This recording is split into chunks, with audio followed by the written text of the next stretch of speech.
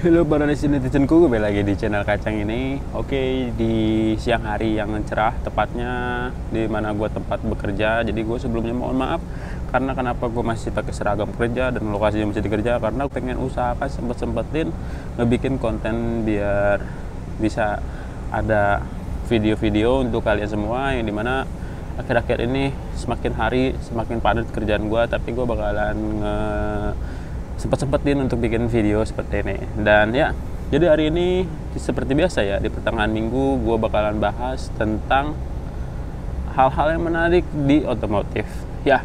Jadi hari ini gue pengen bahas dimana hampir 3 tahun lamanya gue memakai mesin Daytona, dan gue pengen menceritakan suka dukanya pakai mesin Daytona dibandingkan dengan bore up, karena gue juga udah pernah bore up kan. Kita sama-sama tahu bahwa gue pernah bore up juga, gue juga pernah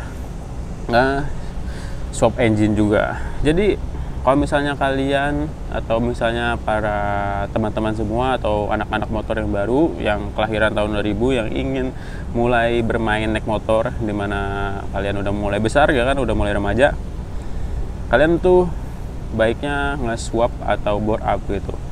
Karena kalau misalnya dihitung-hitung pun harga nge-bore up tuh bisa sama kayak nge-swap engine. Karena nge-bore up itu kagak murah, karena barangnya aja headnya doang atau pistonnya aja bisa ngabisin jutaan. Dan kalau misalnya kalian ngeganti sama stang sehernya, sama nge-nyeting klepnya atau knocken asnya, itu kalau misalnya setting itu semuanya bisa sampai puluhan juta juga, bahkan bisa sampai puluhan juta sih paling mahal ya. Kalau ratusan juta nggak mungkin karena masa iya bore up sampai ratusan juta, mungkin ada ya, cuman untuk saat ini kalau misalnya di kelas bawahan kayak kita, kayak gua, itu paling mahal puluhan juta, dan harganya tuh sebanding dengan mesin Daytona gitu. Gue misalnya udah nyentuh puluhan juta.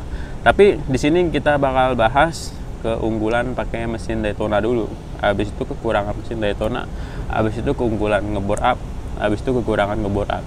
Nah, jadi kita mulai dari pertama dulu. Keunggulan dari mesin Daytona ini simple, gak ribet, settingnya pun enak, gampang, dan tidak takut yang namanya jebol, karena dia udah di reset untuk beberapa kali settingan dan beberapa kali kerusakan ya. Terus apalagi ya, olinya juga nggak terlalu ribet karena ya namanya mesin pabrikan ya, jadi olinya udah pasti ada minimal dan maksimal, tapi nggak beresiko langsung rusak gitu. Nanti kalau dipakai berkala lama mungkin bisa nyampe rusak.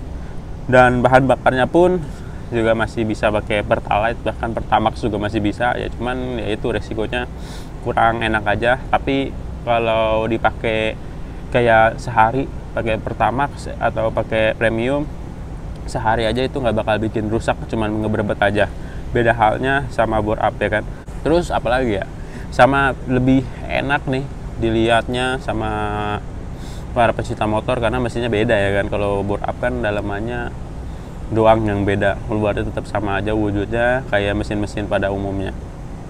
Terus mesin ini juga simple, satu masangannya kalau misalnya di C series ya, karena ya udah tinggal pasang aja, nggak ada yang ribet. Terus kelistrikan juga udah dapet, kita nggak usah nyari-nyari, nggak usah pusing-pusing. Pokoknya intinya kalau misalnya kalian swap engine dari mesin biasa ke Daytona tuh simple. Intinya kalian mencari simple, dan pastinya kalian lebih awet juga sih mesinnya. Terus mesin orinya juga bisa disimpan, bisa buat nanti kalau misalnya kalian mau jual, jadi kalian tidak rugi-rugi amat. Kalian bisa dapat kencengnya, bisa dapat untungnya. Kalau kalian bosen tinggal ganti aja mesin lamanya yang original, dipasang lagi, udah jual motornya, mesinnya juga jual lagi. Jadi 2 kali keuntungan dimana kalian udah memakai tuh mesin dan kendaraan. Dan kekurangannya dari mesin ini, pertama mahal, awal mulanya mahal yang harus kalian bayar. Kedua, kalau misalnya amit-amit terjadi kecelakaan nyampe crankcase-nya pecah, itu nggak ada yang jual. Crankcase-nya nggak ada yang jual, karena gua nggak tahu di mana yang jual. Mungkin ada di eBay, cuman gua belum cari, kayaknya sih nggak tahu. Cuman adanya spare part-nya doang yang gua tahu, dan spare part mahal. Dan banyak orang atau montir-montir kalau misalnya kita bawa nih motor langsung seneng dengan terima sini biar gua aja yang nyetingin, tapi dia nggak pernah atau pengalamannya kurang, jadi kan jadi bisa jadi malpraktek. Hati-hati ya, karena nggak semua montir itu baik. Yang gua keselin tuh bukan masalah montir itu jahat apa enggak, kan kita di situ bayar, kecuali kita bayarnya nggak pakai duit atau gratis terus dia malpraktek, oke lah. Ini kan masalahnya kita bayar, kadang-kadang kita harus ngeluarin duit juga tapi dia malpraktek, kan gedeknya 2 kali. Nah itu yang bakal jadi gua gedek banget. Kalau misalnya mungkin dia bilang, nih motor lu gua jasanya gratis, cuman sini biar gua yang kerjain, itu nggak masalah. Terus sama montir-montir yang suka bilang harga di sini murah tapi kerjanya asal-asalan juga gua nggak demen tuh. Mendingan lu bilang aja dari awal apa adanya. Kalau misalnya kalian harganya murah ya pure karena emang pengen murah, bukannya karena pengen ngerusakin motor customer gitu loh. Udah sih, kekurangan dari mesin Daytona itu aja, gak ada yang lain. Untuk di mesinnya enak-enak aja. Kekurangannya ya bensin lebih boros pastinya, cuman kalau dibandingin bore up kayaknya sama aja. Terus sama apa ya, udah sih itu aja sih kekurangannya. Dan kita lanjut ke keuntungan dan kekurangan dari si mesin bore up. Ini pengalaman gua aja ya, bentar ya, minum dulu aus. Pocari Sweat.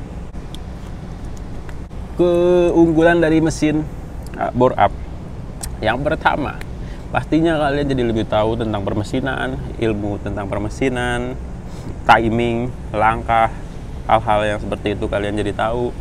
Hal-hal yang tidak pernah tahu atau tidak pernah dipelajari di sekolahan, tidak pernah ada di mata kuliah yang selain jurusan mesin, jadi kalian bisa tahu. Kalau misalnya hobinya otomotif, itu keunggulannya.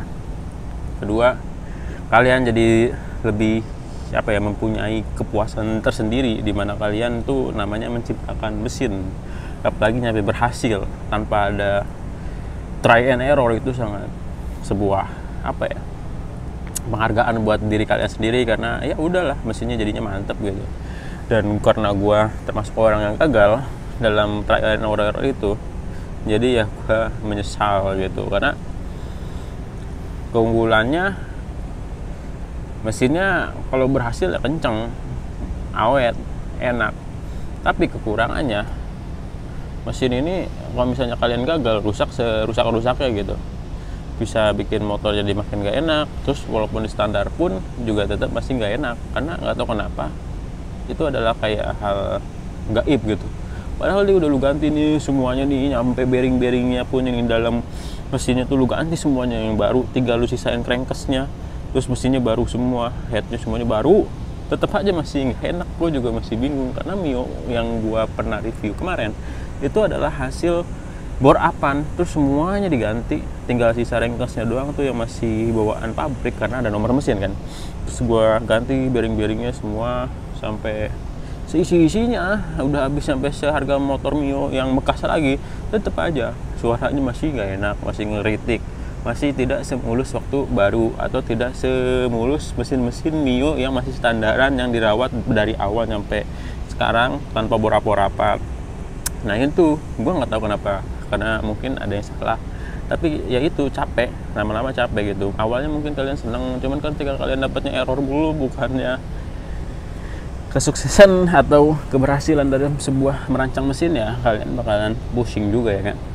Terus kekurangannya, kalau misalnya kalian telat-telat ganti oli atau salah-salah beli bensin misalkan, aduh kan kita selama perjalanan tidak pernah tahu ya namanya jalan, tahu-tahu wah bensin habis, harganya cuman namanya Pertamini, pas dilihat anjay cuman ada Pertalite, sedangkan oktan kalian tuh harus turbo, udah dipaksa isi, lama-lama jebol, dan akhirnya kalian malah rugi 2 kali.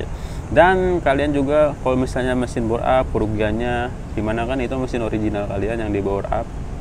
Kalau misalnya kalian mau jual, di originalin lagi, ngeluarin duit, habis udah di originalin dijual juga, orangnya tahu wah ini bekas di bore up nih, asalnya gak enak, harganya juga turun.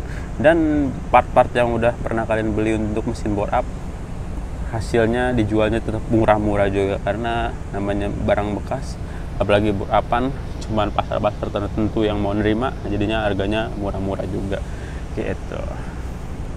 Udah sih, jadi gitu aja kekurangan dan kelebihan dari mesin stop engine mesin gelondongan dan kekurangan dari mesin gelondongan dan kelebihan dari mesin bore up dan kekurangannya juga. Jangan lupa di like, comment, subscribe. Sampai jumpa di next video. Oh ya, kalau misalnya kalian ada yang ingin ditanyakan, tulis aja di kolom komentar. Dan Guru Dwi Hidayat pamit. Bye bye.